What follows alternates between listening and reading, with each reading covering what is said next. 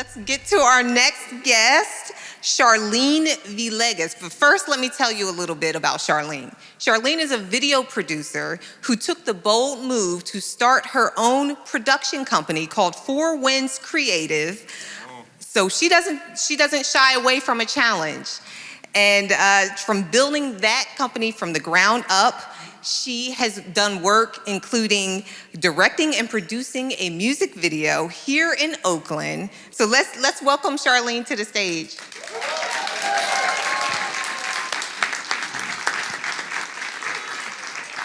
Check. Thank you, Liz. Thank you. Wow. Thank you. My gosh. Can we always have Brookfield Deuce before every speaking engagement? That was amazing. The energy is crazy, right? Energy was off the hook.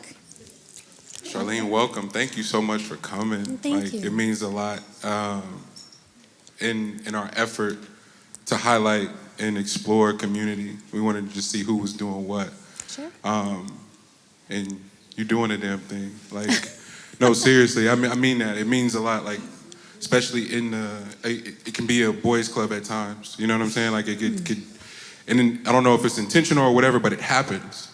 And so when the women show up and create with that much force and be on your radar like that, it means the world for real. So thank you for pulling up, first and foremost. Thank you. Wow, thank you for bringing that up. That's amazing. I do have 2 male business partners, and when I first started Four Winds Creative, I will not lie, I used to walk in the room with them and they would look only at them, not knowing I was one of the co-founders.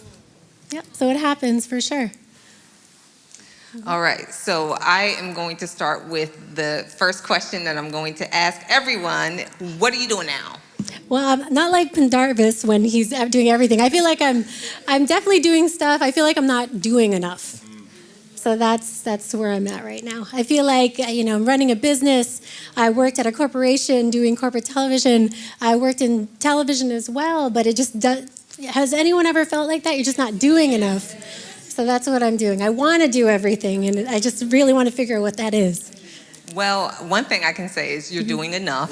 You That's are beautiful enough. to hear. Oh, So, I think we all need to remember that. You are enough.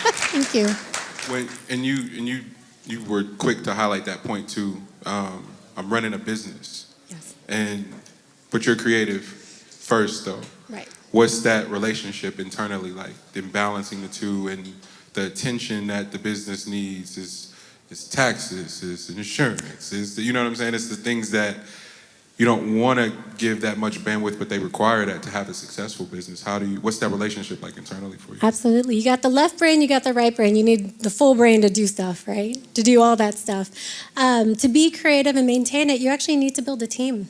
It's all about delegating. It's about finding out what you're good at, and what you're not good at is just as important. Finding those people who are really good at doing the taxes, doing the insurance, stuff that they might enjoy. Why take that away from them? Right? We have someone who loves doing expense reports. Let them do the expense reports. So I will focus on finding the business. I will focus on meeting the cool people. I will focus on finding these opportunities.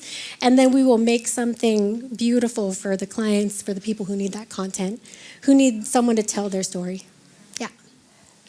So I understand with your company, you have a lot of corporate clients, but how do you balance your creativity as well with doing so much corporate work?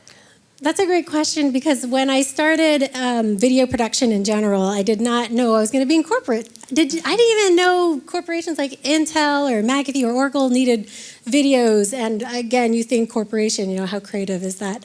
I started in videos because I love films. So at the heart of my story is leaving a movie and knowing that I've changed as a person. And I thought, could I do that? Can I make a living doing that?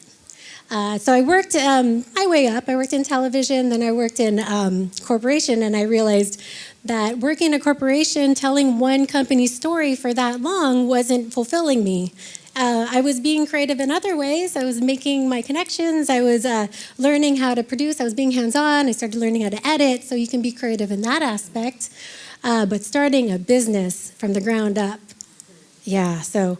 Well, I was at Intel for 12 years, and I could walk into a room and say, I work at Intel. And everybody like, oh my gosh, you work at Intel. I started a business and they said, what do you do? And I went, I work at Four Winds Creative. That's where I work. I own it. Then it was like, what do you do? And then you have to do the whole process. And for 2 or 3 years, I was very embarrassed about it. I was. About your own business? I was, absolutely. I was. Not anymore, though, right? Not anymore. Absolutely oh, it's not. been 8 years. Yeah, woo! It was a long ride. Just like Brookfield said, the coordinates, different paths to get there. Oh man, I was walking in circles, it felt. I felt I was walking upside down, and then finally I found out what I was meant to do. So, and now I'm here. What? Oh, wow. How's that a thing? Thank you, Mandy Sprinkle. You touched on it briefly, but in the space of production and running a business, how can you speak more? Because it's that's exactly why we're here, community.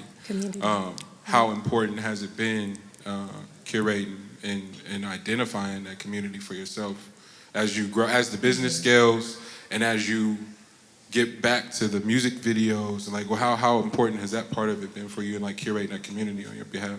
Oh man, I would not be where I am today if it wasn't for my community and the people I surround myself with. They lift you up. The people who showed up today to be here, my God, I would not be here without them. The people on the social, the people that you connect with in person, the people I met tonight, all of those connections, all those communities, all those different perspectives. So I really don't know how I could survive or thrive in a creative environment if you don't understand other people's perspectives and just get out there and meet other people. That's awesome. Do you feel like there is something unique about the Bay when it comes to creativity and production and that kind of thing? Oh my gosh, I get to just walk through this door. Oh my gosh, the energy, it's so alive, the culture, the people, the stories, my gosh, it's truly a standout.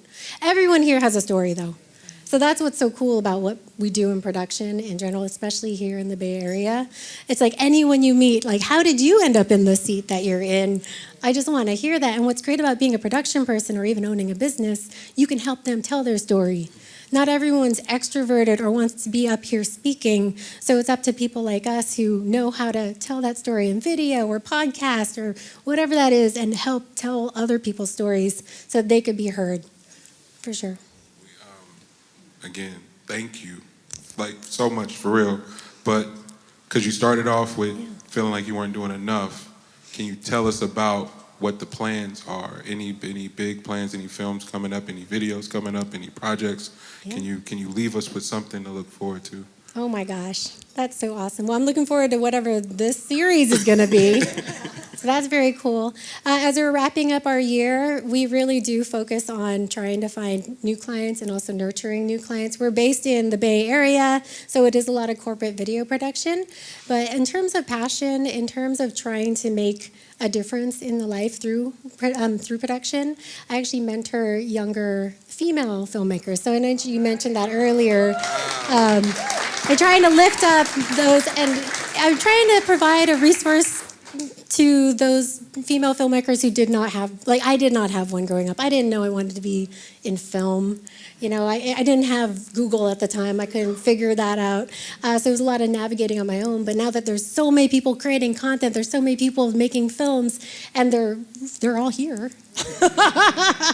How do you become that resource so that at least, you know, they have someone to ask? But then I always think, you know, a mentor isn't someone that tries to show you and tell you what to do.